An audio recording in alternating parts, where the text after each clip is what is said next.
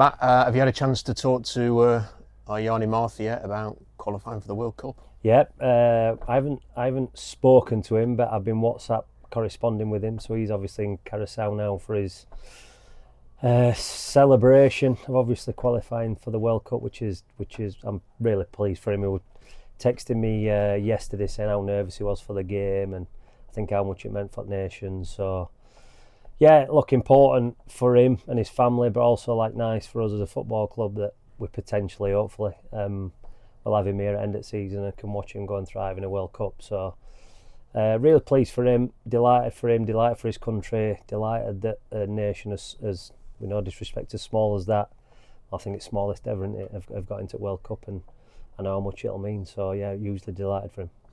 Just to sort of look back on the game of the weekend against Luton, what do you think you learnt about the character of your team in real adversity there with the injuries that you've got to come away with a really good point in that match? I think that I've spoken a lot about a reset and a upward trajectory, and I think we saw how far we've come in probably a shorter period of time than even I probably would acknowledge. I felt that the players hung in on there, and I feel that first half, look, a lot's been said and you hear it all, but I thought we were the goal threat the first half, and then obviously we lost Jordan and Martin had to come off, and we put Josh Ayres on. But even then I thought Luton, with they're a star-studded team, aren't they, in this league, and I thought we restricted them to not a lot. And towards like the end of the game, I think you saw our fitness come through, which I banged on a lot about, and I just felt that it, as a fan, and as a manager, and certainly involving my coaching staff in this, I think that that's the thing that we want to represent. I spoke to you about it after the game, about what it means to wear the badge, what it means for the fans to travel and look at. We're not going to win every game as much as I'd love to, and we might lose at some point, but we're on a real good run at this moment in time, and I think you can see the confidence oozing through the group. It's just a shame, obviously, that we've got these injuries at this time, because I feel that would be a real good team, attacking and defensively. Are you seeing the group growing together? Are they becoming a real team now within this club? Yeah, again, I feel a bit like a broken record, because I think I've been saying that all pre-season, and even when we were struggling results wise, but results bring the group together. Confidence comes through results, confidence comes through performances. Some people agree and disagree, but I feel like as level of performances sometimes early in the season might have even been a little bit better than some of these games where we've been in this run. But I think you've seen the confidence, you've seen the togetherness, you've seen what we're trying to develop as a club, and get it back to like this funky DNA that, like I've spoken about, everybody speaks about. But I think what fans want to see, they want to see hard work, they want to see graft, they want to see determination, and they want to see people who represent the badge. And fans can deal with a bit of lack of quality at times if players are trying to do the right thing, and I think the team are trying to do the right thing at the minute. Will you have a fit centre-half or a fit striker for this game? Well, that is the $1,000,000 question, Rob. I don't know, in my honest opinion. We're trying everything at the minute. Tom Holmes has been back on grass, so that's a positive. Jordan Hughel's probably going to be touch and go. I think it's going to be too quick for Martin Sharif. We've lost Sam Nombe for a few weeks, which is disappointing again. But under all this, we've continued to have a undefeated run, and I don't see why that shouldn't continue. It's going to be tough, but every game when you go away in this league's tough. So I think the group believe in what it is we're trying to do. The group are buying into the things that we're trying to work in on the training ground. I've spoken quite openly on Saturday about being a bit more an attacking threat. It can be hard at times when you don't have the centre forwards on the pitch that you know would make a difference. But we'll be prepared, we'll be ready, and I know that this group will give me everything they've got. How tough is the number one for you as a manager, but for him as a player as well? Because he's only just got back, he's looking sharp. You start to get the feeling like, wow, now that he's back in the team, he's going to get some goals for you. And now you're saying weeks out again. How do you manage that situation? me and Sam have got a real good relationship. I'd probably say I've got a good relationship with the majority of players here. I know how disappointed Sam is. I've had to pick him up these last few days, which is important. I understand it because he's desperate to do well for the football club. He's desperate to score goals. I think he sees the way the team's playing, and he knows that he's getting ammunition, and you've seen what a big impact he makes when he's on the pitch with everybody. And I don't just mean attacking wise, I mean defensively. He works as hard as anybody for the team. He drives standards in training, and he's disappointed. But if I take my manager's hat off and put my footballing hat on, I had a lot of that in my career. So I kind of know where he's coming from. I understand it.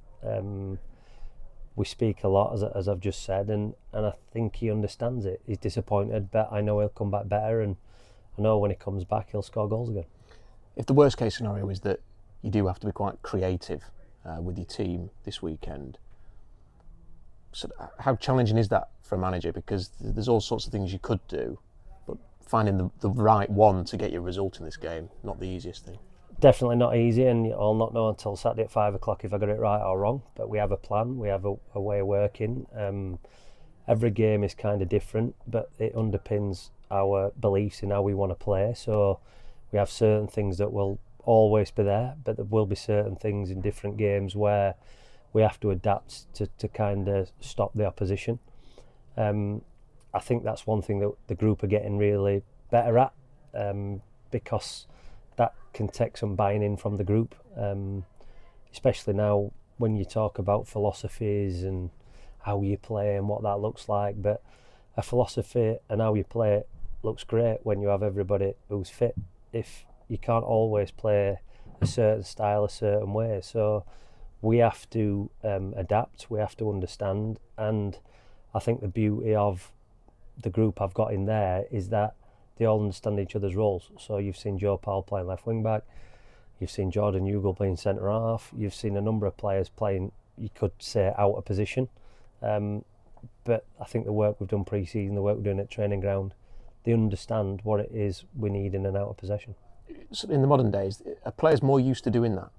Do we sort of see players having to play in a lot of different positions these days compared to maybe how it was in the past? I think so, yeah, and I think, well, you only have to look here, don't you, over the last few years, that different managers, different styles, different philosophies, different beliefs, and dependent on obviously the length of your contract, I think that managers unfortunately come and go, so everybody brings a different way of playing in. So I think that players understand that and players see that. I think players now want to know why and how and when, and through video and analysis and all the rest of it. So I think that they have a lot more understanding, probably back, for example, when we played, that they understand what it is they're asked for him, they understand why they're doing it, they understand what the opposition are going to bring, but also the work that we have done pre-season around how we want to play and what we want to do has come out. You mentioned after the game that would be looking at the free agent market. Has that produced any results there, and is there any chance? Look, I said after, we were always open to everything, and we are always open to everything, and I think we're in a position at the minute where it would be probably an easy option, if I'm going to be honest. And however, that player has to be right, and I've said all along, and I'm not going to sit here and change my mind. I do everything for long-term interest of the football club. So, look, there's one or two who, if they come up, I'd be really interested in. They haven't come up as of yet. That doesn't mean to say it won't happen. So I don't want to sit here and say to you, oh, definitely not, or it's a definite yes. We're always working on everything. And I think that's one thing that I wanted to get back to the club, that we're always active in everything that we're trying to do. I said to you on Saturday about it's every second or every minute or every hour, and that's no different now than it was in March, April, whenever it was that I walked through this front door. So we're always trying to be proactive, we're always trying to do best for the football club, but I won't make a short-term decision that won't benefit anybody. And finally, if you are sort of always looking ahead, now that we are about 5 weeks away from the end of the year, do you already have an idea of what a plan might be for January? I do, yeah. I kind of knew that as soon as last window shut. I think that you see things through this period of games, but my mindset hasn't changed from what it was that last day, the last window, of what we need and what we require in certain areas. We're going to have to shuffle things around, and that includes probably players who are on permanent contracts and loan players, because at times we probably don't have what we thought we were going to get in terms of availability. So yeah, look, that'll get shuffled around. I'm sure there'll be bits and bobs happening, but I also don't want to get into a position of wholesale changes every window.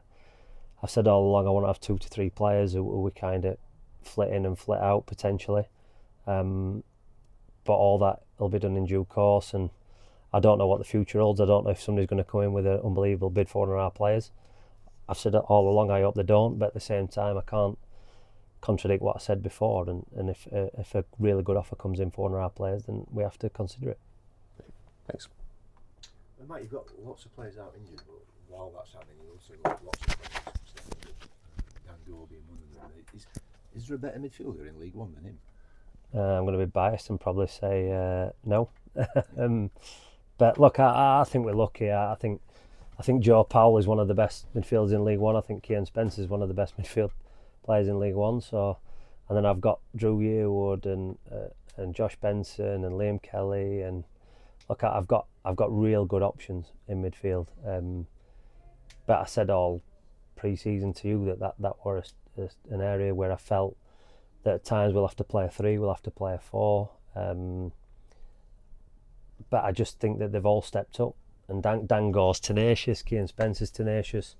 I think like Joe Powell's doing an unbelievable job for club at minute playing left wing back, but you saw what he was like when he went back in centre midfield against Lincoln. I thought he was probably his player of the match that game. So we have real good options and real good footballers in that department. Yeah, you're 7 unbeaten. The number of injured players is probably double that number. Is this run a product of just doing the right things in training day after day, getting the messages across day after day? It's just. I think that it's a sign of the environment and the culture that I've been banging on about since April. I can't remember what month it was, Paul, to be fair, when I got here. But that's the kind of thing that I wanted to change. I wanted to have a mindset of no excuses. I felt like when I first walked through the door, there were a lot of that.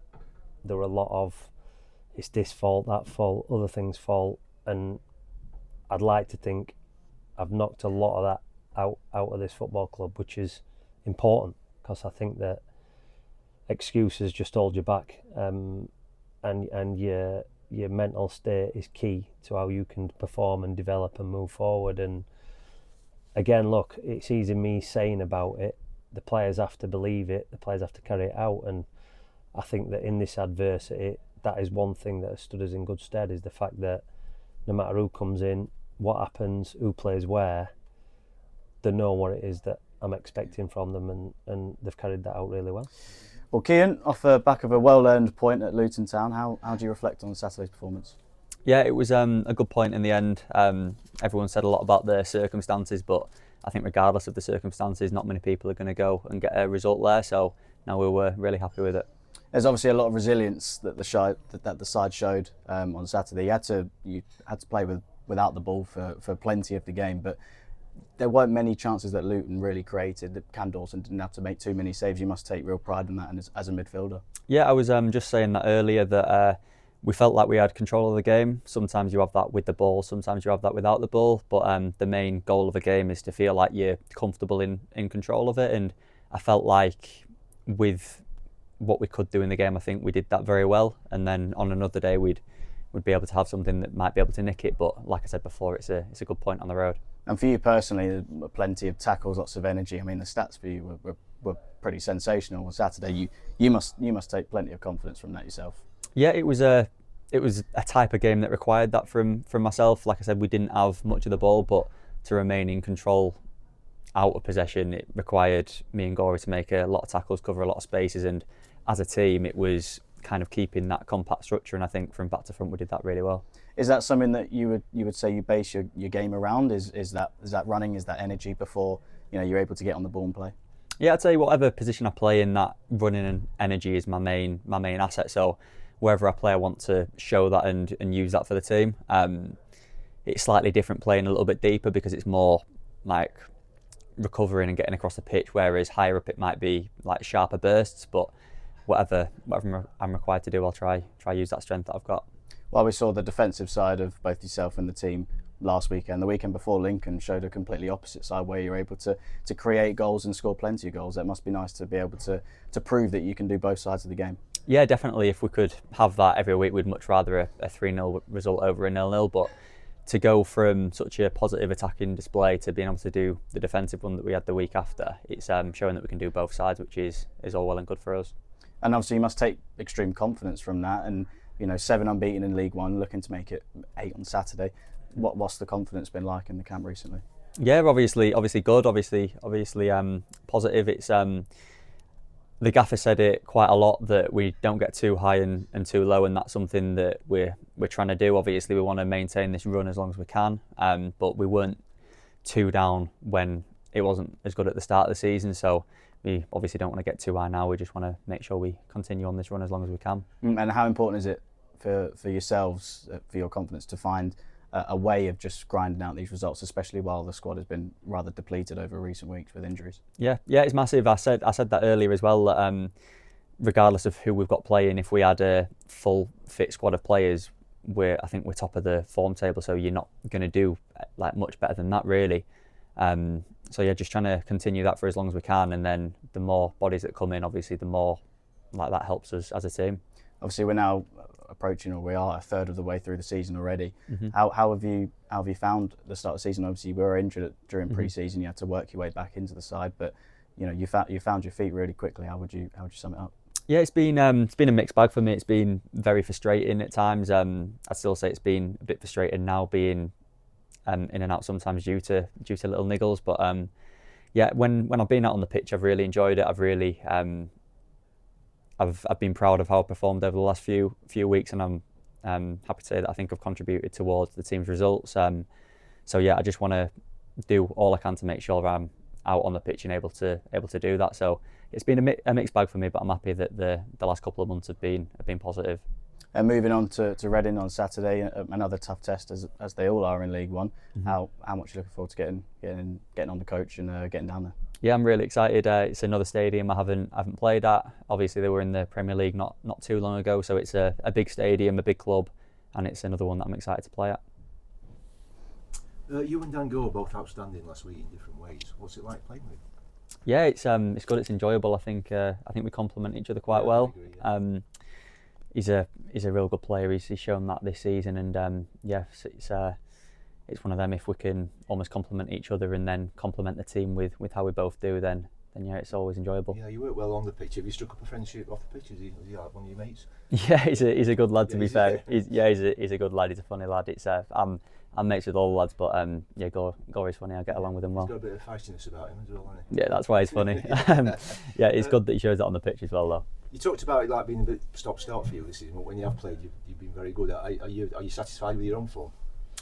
I'd say I am, yeah, but it's frustrating that I feel like it's game on game. You're only as good as your last game, and you only kind of feel like you did after that last game, if that makes sense. So if I play and then miss a game and then have to play again, it's like I played obviously against Barnsley and then missed a couple of games. I felt like that Burton game, it was almost like restarting again, and then obviously missing the Lincoln when I felt Luton was restarting again as well. So I'm happy with my performances when I've been on the pitch, but I'd like to keep that momentum in terms of consecutive games.